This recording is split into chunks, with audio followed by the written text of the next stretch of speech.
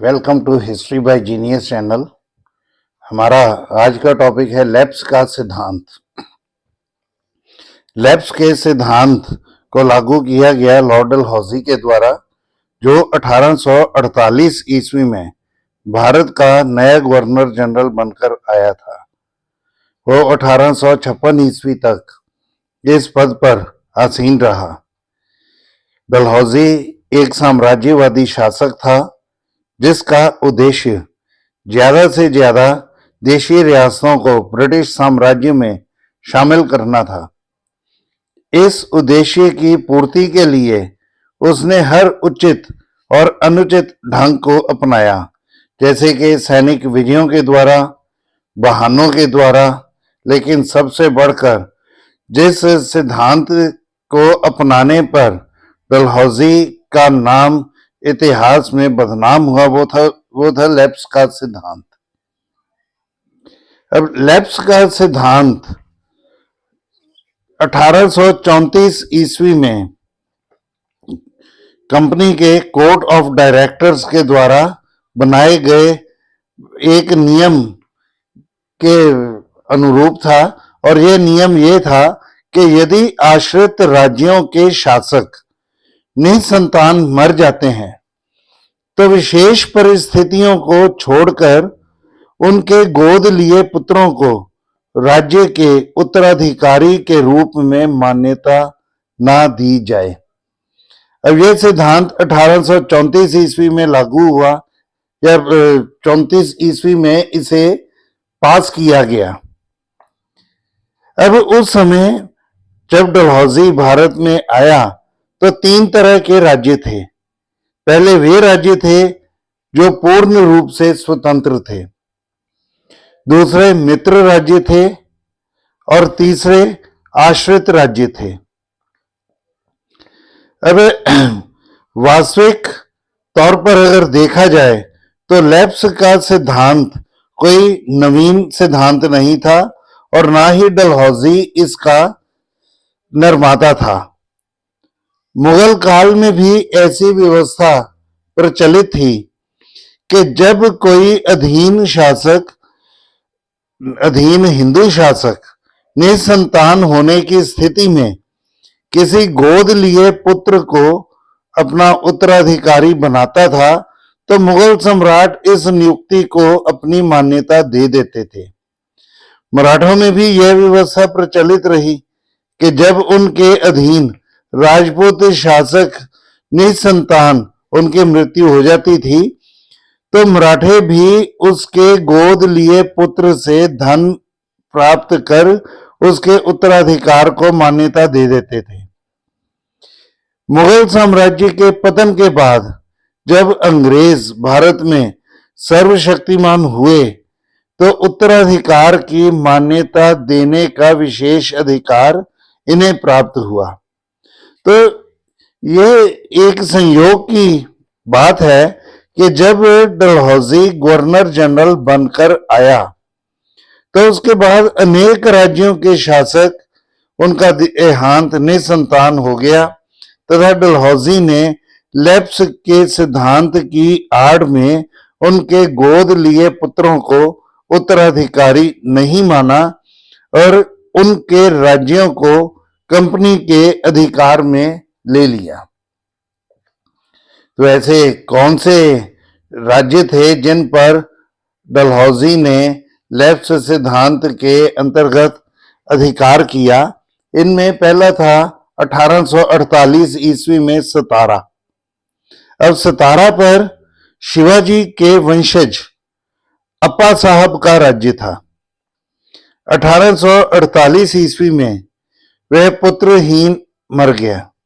अपने देहांत से पहले उसने पुत्र गोद लिया था, परंतु डलहौजी ने इसे मान्यता नहीं दी और इस प्रकार उसने सतारा की रियासत पर अधिकार कर लिया। 1849 ईस्वी में उड़ीसा में स्थित संबलपुर की रियासत थी और 1849 ईस्वी में इसके शासक नारायण सिंह की भी निसंतान मृत्यु हो गई। चूंकि उसने किसी पुत्र को भी गोद नहीं लिया था, लिहाजा डलहौजी ने 1849 ईस्वी में इस रियासत पर अधिकार कर लिया। इसी साल उसने जैतपुर की रियासत पर भी अधिकार किया। जैतपुर की रियासत बुंदेलखंड में स्थित थी। 1848 ईस्वी में इसके शासक की मृत्यु हो गई। क्योंकि उसके कोई पुत्र नहीं था, इसलिए 1849 ईस्वी में डलहौजी ने इसे कंपनी राज्य में मिला लिया। 1850 ईस्वी में उसने बघाट की रियासत पर अधिकार किया। यह रियासत आधुनिक हिमाचल प्रदेश में स्थित थी। 1850 ईस्वी में बघाट के शासक की मृत्यु हो गई। उसका कोई पुत्र नहीं था, जिस कारण डलहौजी ने इस पर भी अधिकार कर लिया। 1852 ईस्वी में उदयपुर के शासक की पुत्र विहीन ही मृत्यु हो गई। अतः डलहौजी ने मौके का लाभ उठाते हुए 1852 ईस्वी में उदयपुर पर भी अधिकार कर लिया। 1853 ईस्वी में झांसी के शासक गंगाधर राव की मृत्यु हो गई। अपने देहांत से पहले उसने आनंद राव को गोद लिया था। इस संदर्भ में उसने कंपनी सरकार को भी संदेश भेजा, परंतु डलहौजी ने आनंद राव के उत्तराधिकार को कोई मान्यता नहीं दी तथा झांसी पर अधिकार कर लिया। नागपुर का शासक रघुजी भोंसले, इनकी 1854 ईस्वी में निसंतान ही मृत्यु हो गई। रघुजी ने कोई पुत्र भी गोद नहीं लिया था तथा इस संदर्भ में अंग्रेजी सरकार से कई बार प्रार्थना की, परंतु अंग्रेजों ने इसकी कोई परवाह नहीं की। इस पर वह अपनी रानी को यशवंत राव को गोद लेने का निर्देश देकर मर गया। यद्यपि यशवंत ने ही रघुजी का अंतिम संस्कार भी किया, तब भी डलहौजी ने उसे उत्तराधिकारी मानने से इनकार कर दिया एवं नागपुर पर अंग्रेजी राज्य स्थापित कर दिया। डलहौजी ने राजपुताना में स्थित करौली की रियासत को भी लेप्स के सिद्धांत के अंतर्गत अपने अधिकार में लेना चाहा, परंतु कंपनी के अधिकारियों ने उसे इसकी आज्ञा नहीं दी। तो इस तरह से कई रियासतें डलहौजी ने अपने शासनकाल के दौरान लेप्स के सिद्धांत के मद्देनजर ब्रिटिश साम्राज्य में शामिल की। अब बात हम करेंगे कि डलहौजी की यह नीति जो थी, ये उचित थी, अनुचित थी। अक्सर विद्वानों ने डलहौजी की लेप्स की नीति के उग्र स्वरूप के आधार पर इसकी कड़ी आलोचना की है। यद्यपि इस नीति संबंधी घोषणा पत्र तो 1834 ईस्वी में ही जारी हो चुका था, परंतु डलहौजी से पहले किसी भी गवर्नर जनरल ने उसे इतनी कट्टरता से लागू करने का प्रयास नहीं किया। निसंदेह 1839 ईस्वी में अंगरिया व मंदारी तथा 1840 ईस्वी में कोलाबा व जलाओं को ब्रिटिश साम्राज्य में शामिल किया गया था एवं 1842 ईस्वी में सूरत के नवाब की उपाधि समाप्त कर दी गई थी, परंतु इस नीति को कभी बड़े पैमाने पर लागू नहीं किया गया। दूसरी ओर, जैसा कि इंस ने लिखा है कि his predecessors had acted on the general principle of avoiding annexation if it could be avoided. Dalhousie acted on the general principle of annexing if he could do so legitimately. मतलब कि डलहौजी ऐसा कोई भी मौका गंवाना नहीं चाहता था जब वह किसी प्रदेश पर अधिकार कर सकता था। लॉर्ड डलहौजी द्वारा गोद लिए पुत्रों को उत्तराधिकार से वंचित करना हिंदू धर्म का अपमान माना गया। उसका ये सिद्धांत हिंदू धर्म के नियमों के प्रतिकूल माना जाने लगा। हिंदू धर्म में पुत्र का होना आवश्यक माना गया है तथा पुत्र के बिना क्रियाकर्म व अंत्येष्टि पूर्ण नहीं मानी जाती तथा ना ही मुक्ति संभव समझी जाती है। इसलिए धर्मशास्त्रों में ही पुत्र गोद लेने का विधान दिया गया है जो पूर्ण धार्मिक रस्मों के द्वारा संभव होता है। इस व्यवस्था को तो मुगलों ने भी स्वीकार किया था, परंतु डलहौजी के इस कदम ने हिंदू धर्म के सिद्धांतों को ही चुनौती दे डाली।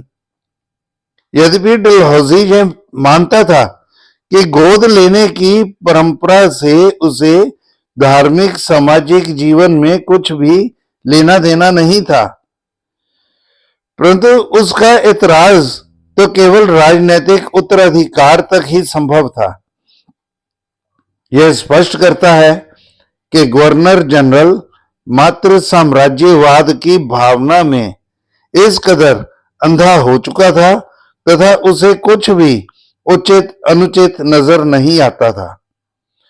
उसे तो यह भी समझ लेना चाहिए था कि गोद लिया पुत्र भी गोद लिए पिता की समस्त संपत्ति का अधिकारी बन जाता था, जिसमें राज्य भी शामिल होता था।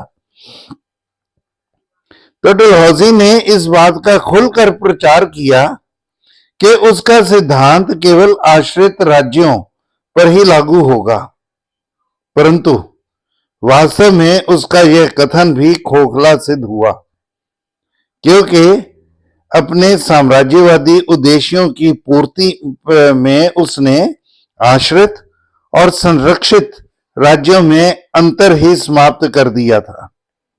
इस संदर्भ में ट्रॉटर लिखते हैं कि इन प्लेन ट्रूथ द डिस्टिंक्शन दस drawn between the two cases was a distinction without difference। उसने करौली को एक आश्रित राज्य मानते हुए ब्रिटिश राज्य में मिलाया, जबकि कंपनी के संचालकों ने इसका संरक्षित राज्य कहकर विलय रद्द कर दिया। इसके अलावा लॉर्ड कैनिंग ने भी डलहौजी द्वारा बघाट और उदयपुर के विलय को अनुचित मानते हुए इसे बदल दिया।